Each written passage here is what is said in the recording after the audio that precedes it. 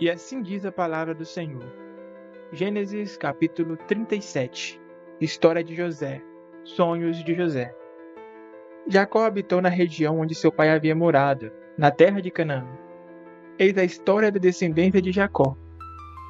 José, ainda jovem, com a idade de 17 anos, apacentava o rebanho com seus irmãos, os filhos de Bala e os filhos de Zelpa, mulheres de seu pai. E ele contou ao seu pai as más conversas dos irmãos. Israel amava José mais do que todos os outros filhos, porque ele era o filho de sua velhice, e mandara-lhe fazer uma túnica de várias cores.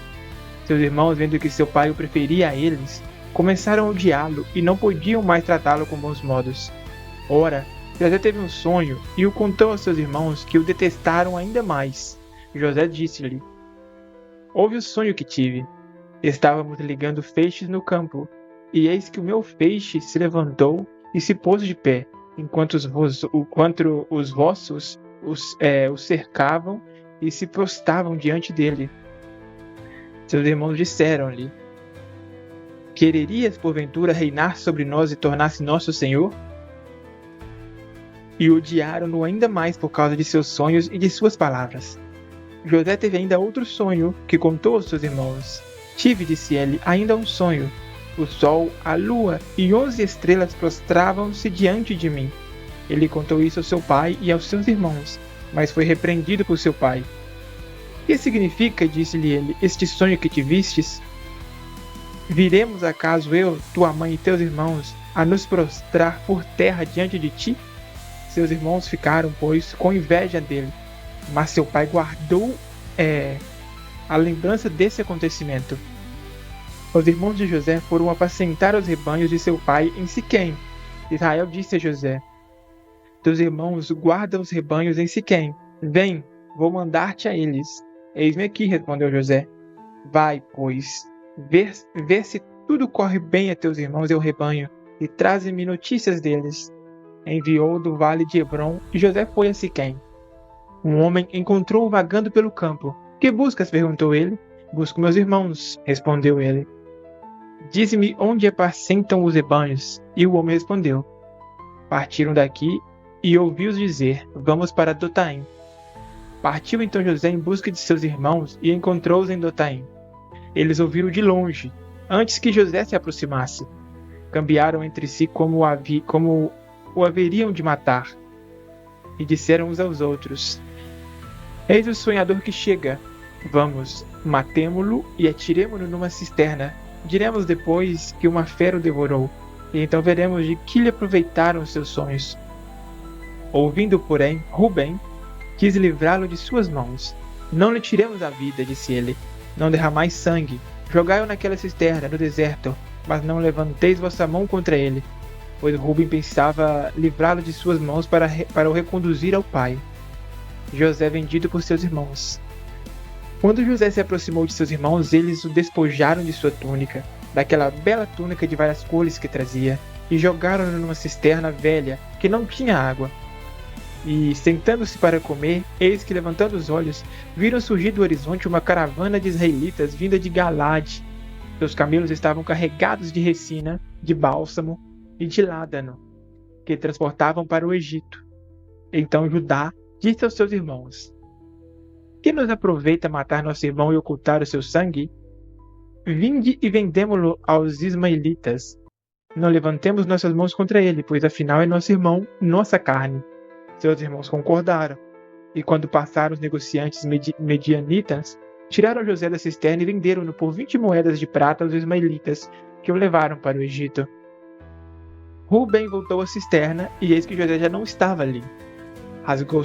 Rasgou então suas vestes e voltou para junto de seus irmãos. O menino desapareceu, disse ele. E eu, para onde irei? Tomaram então a túnica de José, mataram um cabrito e mergulharam no seu sangue, e mandaram-na levar ao seu pai com esta mensagem: Eis o que encontramos. Vê se não é porventura a túnica de teu filho. Jacó reconheceu e exclamou: É a túnica do meu filho. Uma fera o devorou.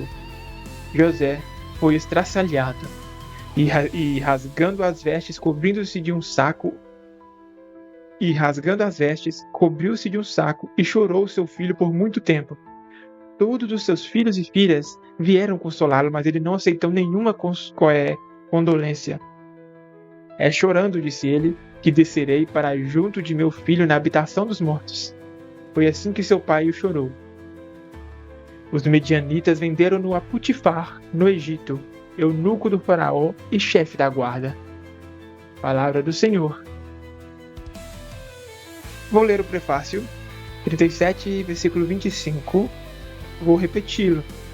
E, sentando-se para comer, eis que, levantando os olhos, viram surgir do horizonte uma caravana de ismaelitas vinda de Galaade. Seus camelos estavam carregados de resina, de bálsamo e de ládano, que transportavam para o Egito.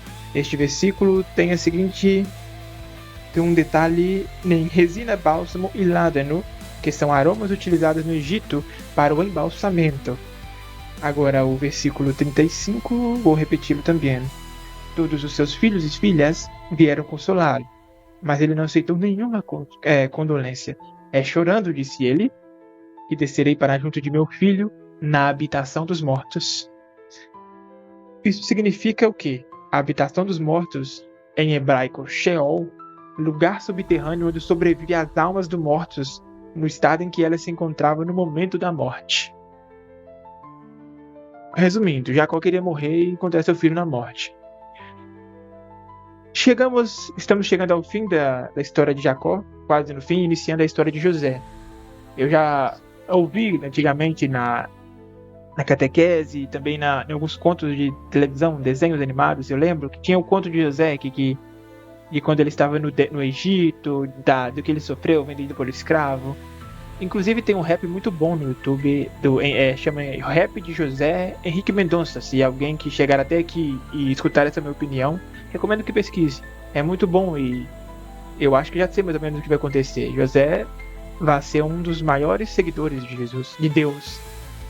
Não só ele, como... Eu acho que eu estou tendo um ponto de vista muito radical lendo a Bíblia. Não é que eu não gosto de Jacó, pelo que ele fez.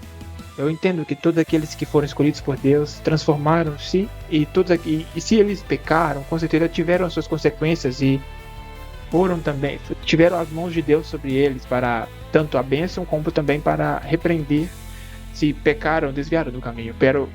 Porém, na Bíblia não diz um detalhe muito abrangente. Mas o que eu quero dizer é que Abraão, Isaac, Jacó, Israel foram apóstolos de Deus. E por serem apóstolos de Deus, foram pessoas prósperas e foram pessoas que propagaram a palavra. Eu não sou uma pessoa irracional. Eu entendo que todos tiveram sua importância, todos, mesmo sendo no Antigo Testamento, teremos uma revolução quando vier Jesus Cristo, mas desde então entendemos que são pessoas importantes na história, do contexto histórico bíblico. E não importa a minha opinião, eu continuo respeitando e achando que cada um deles foram incríveis, desde Abraão, que abandonou tudo para seguir a palavra de Deus, até Isaac, como também Ló, que fugiu da cidade por pedido de Deus, a mulher de Ló que virou um estado de sal por olhar para trás. Entendemos que pecado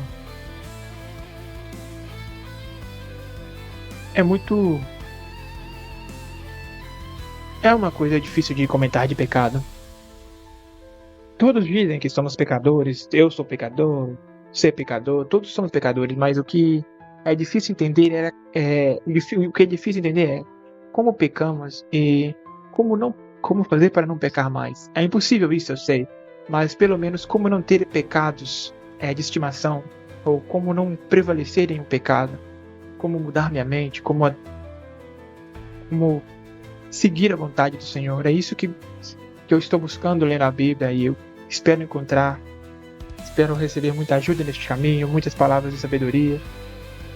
E esta jornada é interessante. Nesses poucos 37 capítulos que a gente inteirou hoje, já compreendo que o quão grande, quão imenso é a mão de Deus, o seu poder, e o quão grande também eram os seus seguidores. Eu espero que tudo dê certo, e eu tenho certeza que vai dar certo.